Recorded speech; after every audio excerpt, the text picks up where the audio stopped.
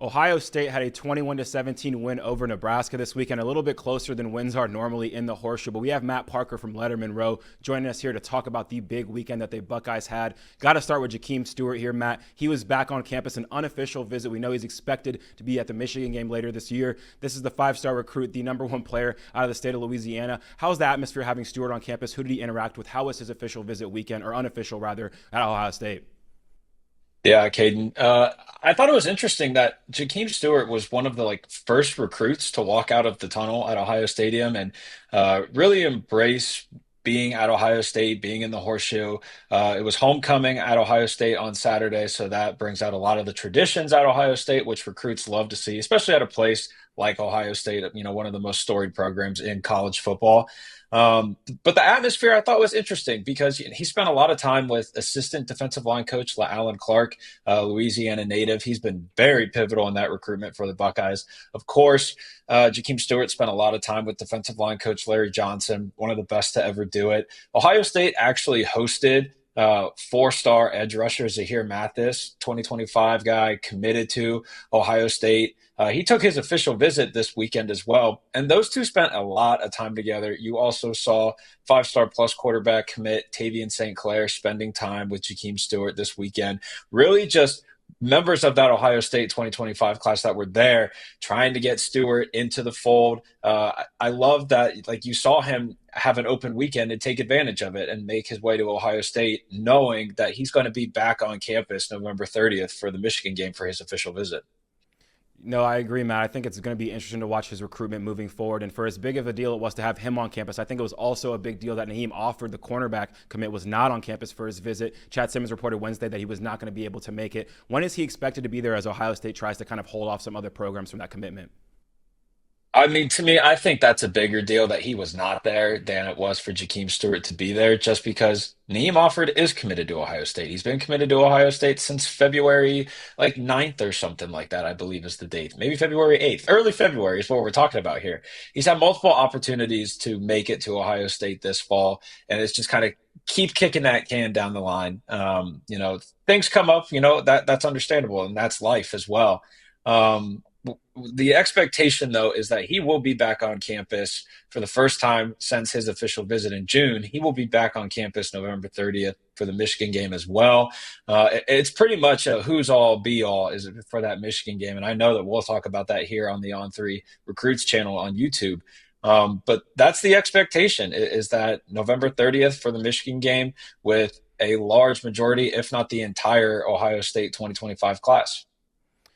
Now, I want to stay on the trenches or go back to the trenches rather and talk about the offensive line. I know that's a position of need for this Ohio State class coming in, and talk about Demola Ajidahun, who was on campus as well, a Georgia Tech commit. We know he has a good connection with Justin Fry here lately, the offensive line coach connecting with him. What do you think the chances of him that Ajidahun maybe perhaps flips his commitment and changes to Georgia from Georgia Tech to Ohio State rather?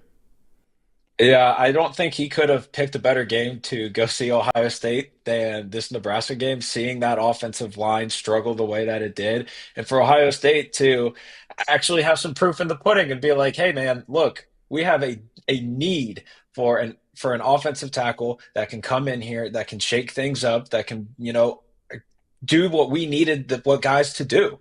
I mean, everyone that watched that Ohio State game on Saturday saw that there was no push from that offensive line. I mean, the Buckeyes totaled 64 total rushing yards, 21 of those coming from quarterback Will Howard on whether it be scrambles or design runs. And, Ryan Day, Buckeyes head coach, said it himself. He said that's just not good enough to have an offensive tackle, a top 100 guy by On Three, to have him on campus and just be like, look, this is what we are showing you. We need you here. Your coaches say that a lot. Programs say that to every single kid that they recruit.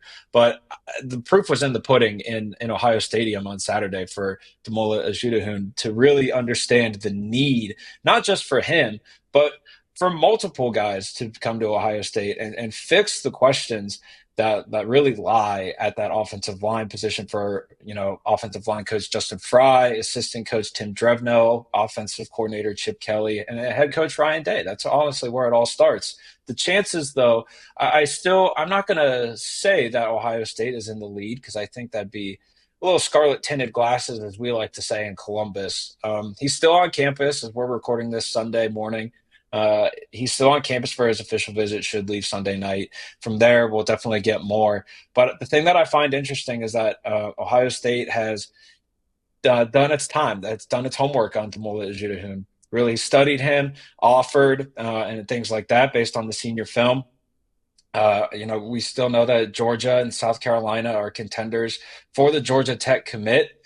Something that I did learn though Saturday is that there are Ohio connections on that Duluth High School coaching staff. There are Ohio connections, and there are Ohio ties on that coaching staff.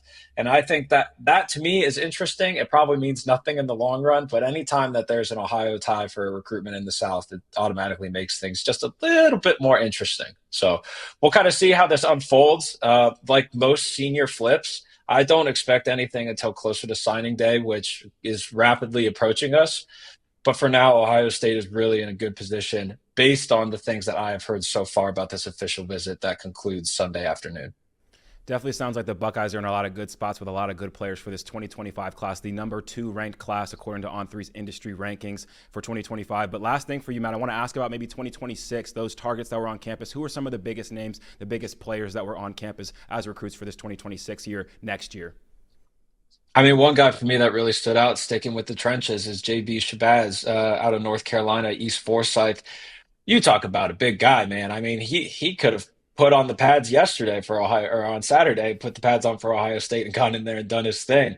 Another big name for me that I think Ohio State fans really, really need to start paying attention to now is 2026. The four-star linebacker Storm Miller out of Strongsville, just outside of Cleveland, Ohio. That's a guy who Ohio State is really, really kind of ramping up its efforts on. I'm not saying anything about commitment or anything like that before people get a little excited in the comments. But I do think there is a new intensity in that recruitment for Ohio State. They really like his junior tape. He's a very athletic linebacker. And that's a recruitment that Ohio State will be the first to tell you that Storm's older brother, Blake Miller, is an offensive lineman at Clemson. Ohio State botched that recruitment. That's a guy that, probably should be at Ohio State right now, but isn't. Um, Ohio State isn't going to want to make that same mistake twice. So there's a big intensity there with Storm Miller, who was on campus for the Nebraska game yesterday. There's no doubt there's a lot to watch in Columbus with recruiting coming down the stretch here. We know that Michigan game is going to be something big to watch. Like I said before, the number 2 class in the country. We'll see if they can maybe get to that top spot. Ohio State fans, let us know below right now. Comment below. Do you think Ohio State could potentially make it to that top 1 class when it comes to 2025? And Matt, thanks again for joining us on The Scoop. Thanks for having me.